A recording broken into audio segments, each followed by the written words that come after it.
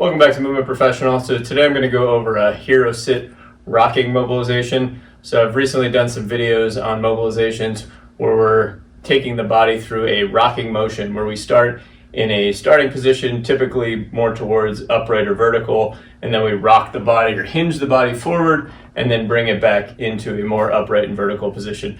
And what this tends to do is assess our ability to internally and externally rotate the hips in and out of this position. So in the hero sit, we're going to start with heels on the butt position. If we need to, we can fill in the space between the heels and the butt if you need a starting point that's a little bit higher.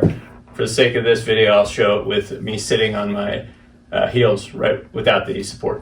All right, so when I'm in this more upright or vertical position, the more I feel like I'm falling back, the more I'm going towards a counter-nutated position in the sacrum or an externally rotated position of the hip. And then the more I hinge forward and I try to think of my tailbone pointing back, I'm nutating the sacrum and I'm working more towards internal rotation.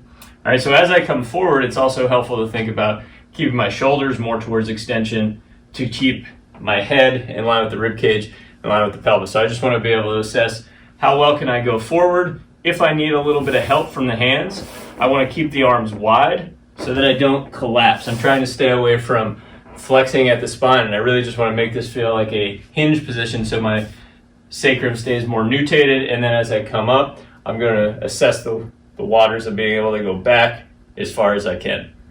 All right, so when I start in this hero sit position, I have the ankles starting in a more supinated position, and supination tends to couple with hip external rotation. So again, the more upright I'm able to be here, that really demonstrates at least a good ability to supinate the ankles here and get my hips to externally rotate. As I go forward, this is where it gets a little bit trickier. So I may get to a point where here I can't go much more forward, or my body wants to collapse to the ground, or I want to round. So what I'm assessing is really the control here to stop right where you feel like you're going to lose the position. And maybe I can go a little farther by exhaling, thinking about the front of the pelvis compressing together, make fist extend the shoulders back, and see if I can get a little bit more range of motion forward. And then I'm going to rock back.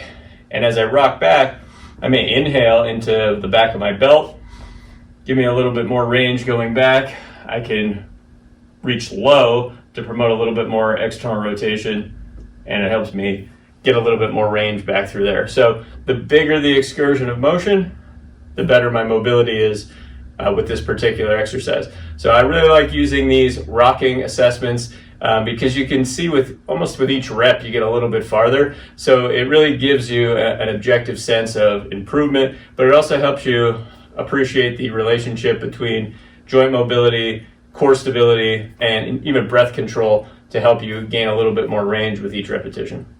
Hopefully that makes sense. If you have any questions, you can go to movementprofessional.com. I'll see you next time.